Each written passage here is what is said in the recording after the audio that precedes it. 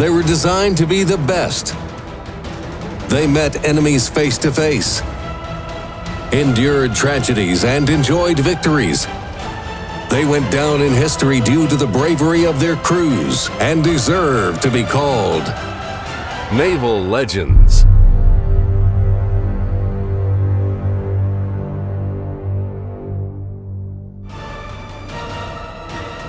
In this episode, Kidd, a pirate's tour of duty.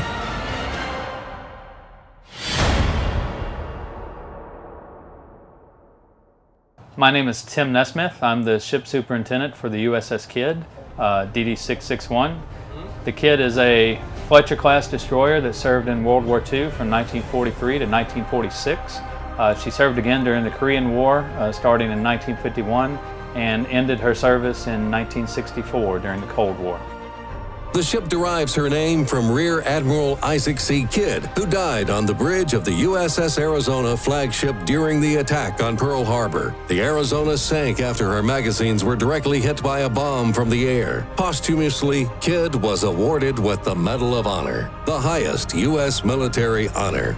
After the vessel was built, the crew decided to choose a lucky talisman and decided upon the namesake pirate Captain William Kidd, an English sailor who lived in the 17th century who is widely known in folklore. He is even considered to be one of the direct inspirations for Captain Flint from the novel Treasure Island by Robert Louis Stevenson. Mrs. Kidd thought that was a great idea and got permission for them to fly the pirate flag and also to paint a pirate up on the forward smokestack. Admiral Kidd's nickname, as it turns out, part of the reason that this actually worked and the Navy gave permission, was Cap, after Captain Kidd the pirate. Initially, the ship served in the Atlantic, protecting convoys. Then she was included in the 48th Destroyer Squadron and transferred to the Pacific. Consequently, she participated in the battles of Bougainville, Rabaul, Philippines, Tinian, Guam, and Okinawa. Width 12 meters, length 115 meters, gross displacement up to 3,000 tons, draft 4 meters. Armament, major caliber, 5 turrets with 127mm Mk-12 versatile cannons, low caliber AA guns, 5 chained Bofors autocannons, 40mm, and 7 20mm Ehrlichorn, torpedo tubes, a couple of 5-tube launchers, anti-submarine weapons, key gun howitzers with 28D bombs, hull armor up to 19mm. Propulsion, 60,000 shp, with speed up to 38 knots, and range of 6,500 nmi. People of a certain age could be pulled into military service, came from all walks of life. They might have entered the Navy without any particular skill. They were trained in boot camp, or they, once they got on board ship, there was a phrase called striking a rate. 330 people coming from all walks of life, a lot of people, different religions, different ethnicities, that had different cultural backgrounds thrown into the mix in a small little ship. It was an interesting time for a lot of them. A major part of World War II she spent in hot, moist climates.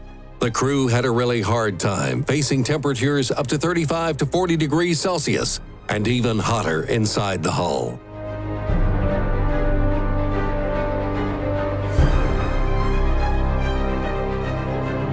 At the beginning of World War II, 5 weeks after Pearl Harbor, at 17 years old, I joined the Navy.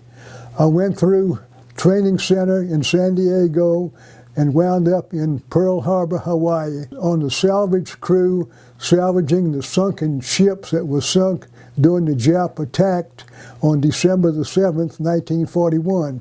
I worked for 60 days without stopping, 10 to 12 hours a day, cleaning up, removing ammunition, standing by while they picked up bodies. They never did let us young boys fool with the bodies, thankfully.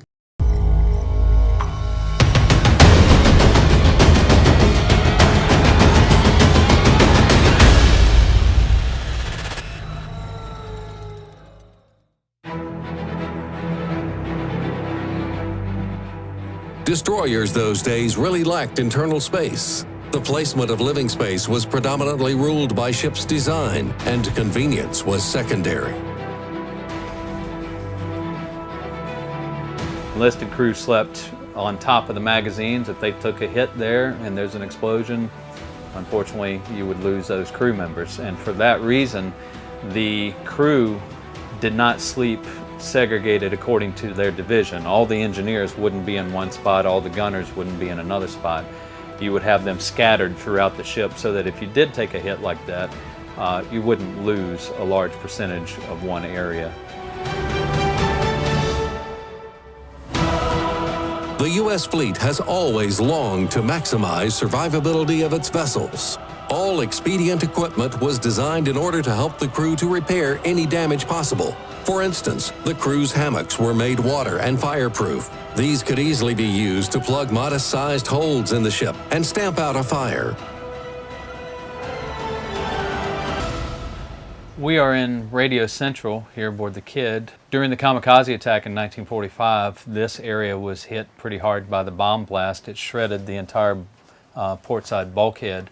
A lot of the wounded from that attack came from this area.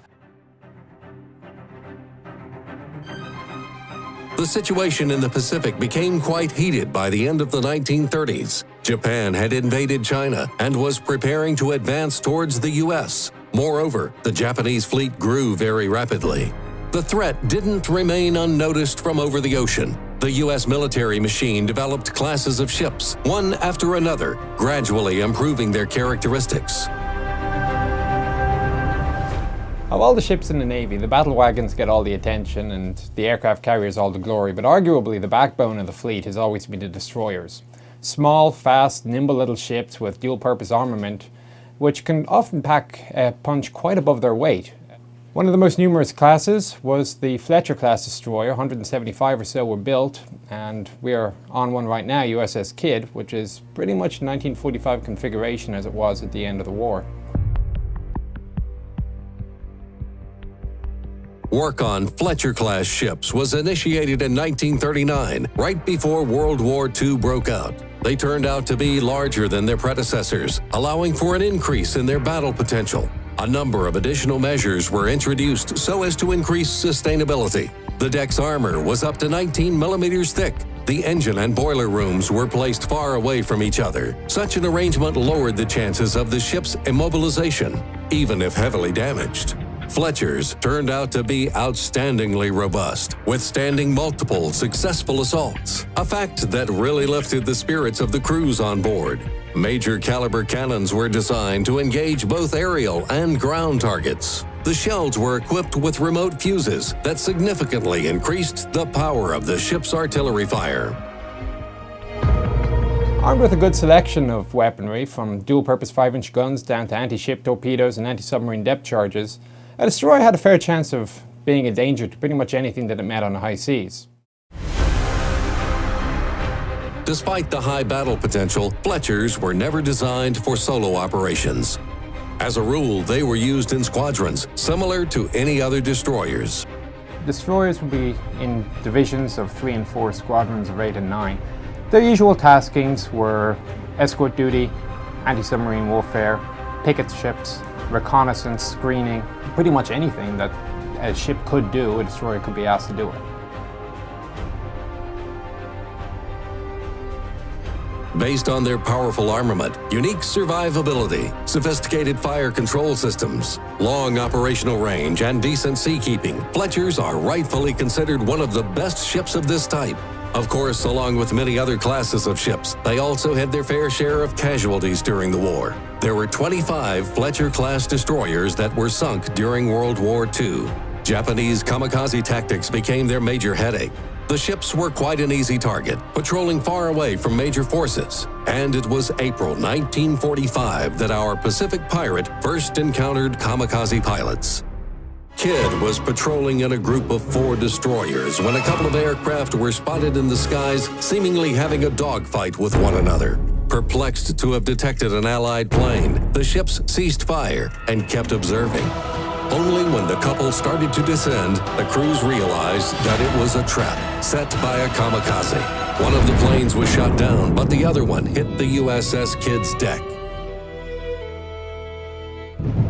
Almost a third of the crew was incapacitated, 38 killed, 45 wounded. The chief mechanic was boiled alive in the ship's boiler rooms. The ship's doctor was caught by a bomb fragment and lost his eye, making him unable to fulfill his duty. He was carrying a camera that he used to shoot the battle. After the explosion, its film was mostly burned, except for the fragment displaying the kamikaze plane directly before the impact.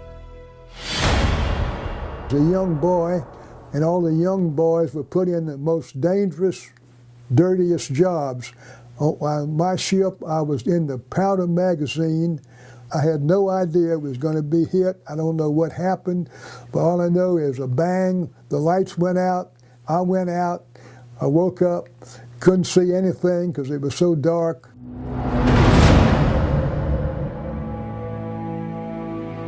Despite all these casualties, the Kidd managed to move away for repairs under her own steam. This surely outlines the outstanding construction of Fletchers and the high skill of the crews aboard.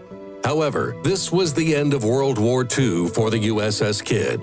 Later, she would participate in the Korean War, supporting ground force with her cannons. During her service years, the USS Kidd was awarded with 12 battle stars, 8 during World War II, and the rest in the Korean events. The ship also participated in numerous landing operations across the Pacific Ocean islands, repelled aerial attacks of the Japanese, and even scored a film role in Run Silent, Run Deep, a movie dedicated to U.S. submarines. In 1964, after 20 years of service, the destroyer, now inferior in certain parameters, was finally decommissioned. Nevertheless, a lucky fate saved the pirate ship from the dock cutters, as it was decided to leave her among 3 Fletchers set to be renovated and turned into floating museums. She's been brought here to Baton Rouge as a memorial for the state's veterans and for destroyer and Navy veterans all around the country, and is rated one of the most accurate historical ships in the historic fleet, which spans about 5 continents. The name USS Kidd now belongs to the new Arleigh Burke class of ship. This old pirate may now sleep well. Her flag is in reliable hands.